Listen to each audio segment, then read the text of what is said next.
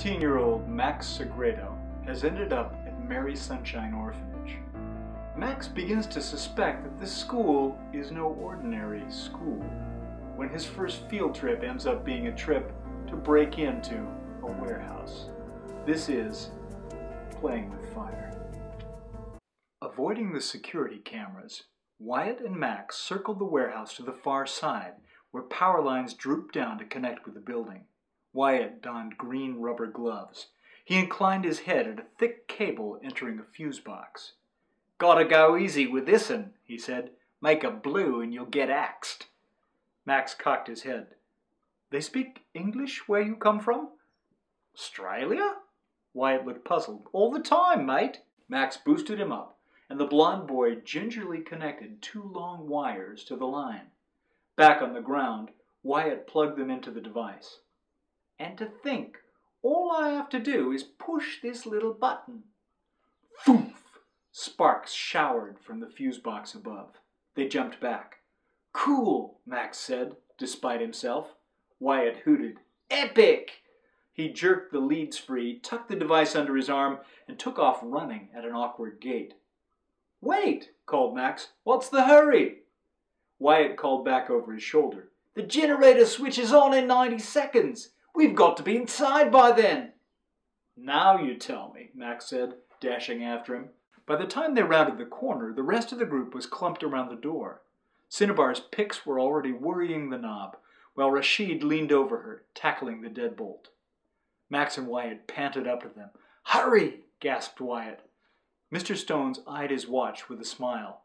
"Plenty of time, Cupcake. Hey, girl?" Cinnabar ignored him and kept fiddling with her picks. Her tongue peeked out of the corner of her mouth, and a bead of sweat rolled down her cheek despite the cool weather. Click! Rashid's lock surrendered. He stepped back. "Any time now," said Nicky. "Get knotted," snapped Cinnabar. 15 seconds, said Stones. His smile looked a little glassy around the edges. Cinnabar closed her eyes, made one final tweak, and click! The teacher turned the knob with a rubber-gloved hand and yanked open the door. "Everyone in!" The orphans surged past him. "Freeze!" cried Stones. They stopped in a tight knot just inside the door. Mr. Stones slammed it shut behind them. "What's wrong?" asked Max, who'd been jammed into the front of the group. He lifted his foot to move farther into the building. The teacher snagged his coat collar. "Wait!" A ka-chunk reverberated deeper in the warehouse. An engine hummed, and 4 horizontal beams of red light winked into existence, mere inches in front of Max's nose. "Caw!" breathed Wyatt. "Laser detection," said Stones. "Very posh indeed." Without moving, Max scanned the dimly lit space, which smelled of mothballs, scorched earth, and takeout curry. He noted the racks of steel shelves stacked with mysterious bundles and barrels, and some odd-looking contraptions hanging from the ceiling at various points. "What are those?" he asked. "Man-traps," said Stones. Nicky grinned. "Brilliant! How do they work?" "Hit the trigger and it snatches you right up in a steel claw." Stones shook his head admiringly, and his dreadlocks swayed like dancing snakes. "These blokes are thorough. They've got everything but lava and a shark pool." After tucking his wig into the day pack, Mr. Stones showed the students how to slip between the lasers without breaking the light beams and triggering the alarm.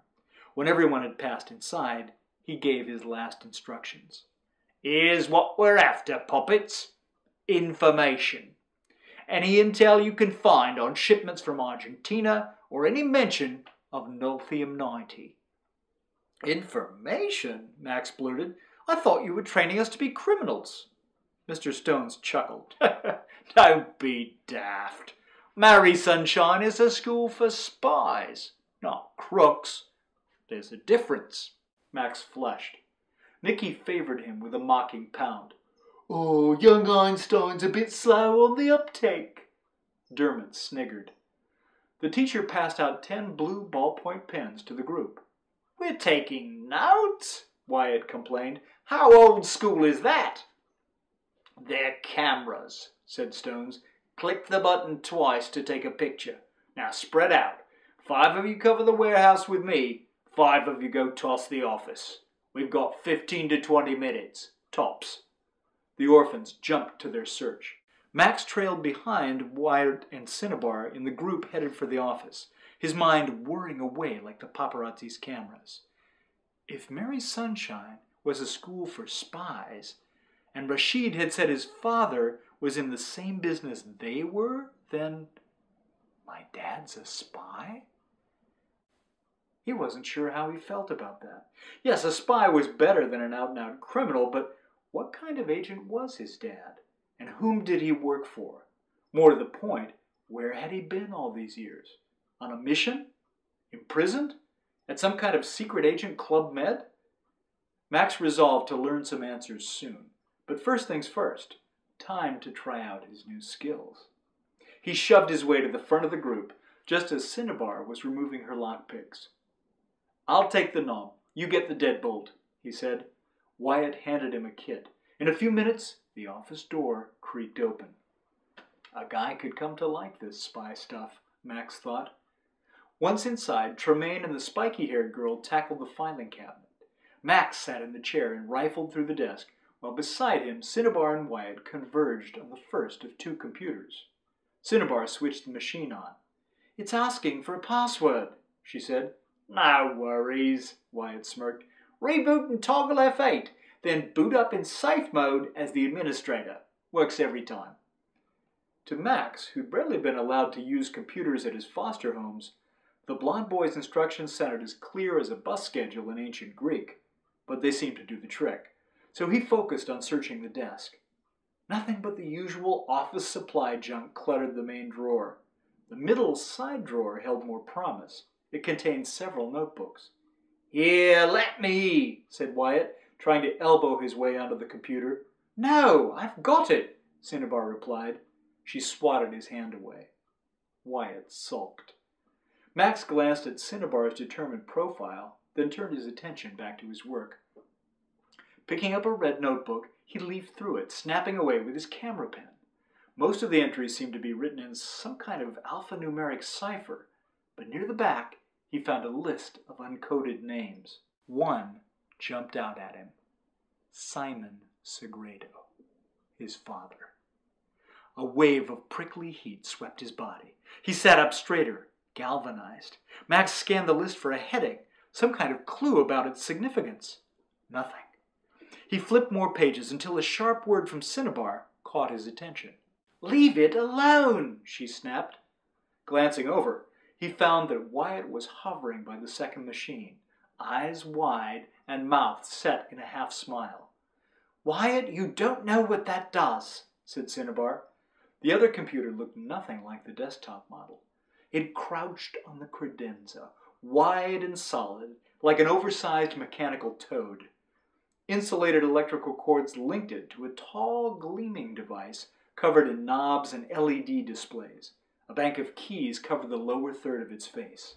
Wyatt's hand wandered toward a yellow key. "I bet I could work this thingo and hack the..." He pushed the button, and all at once, 2 things happened. First, an ear-splitting alarm began to whoop, whoop, whoop at a volume loud enough to make rock concert roadies cringe. And second, an enormous pair of steel jaws sprang from the ceiling, plunging directly down on Wyatt. And that is playing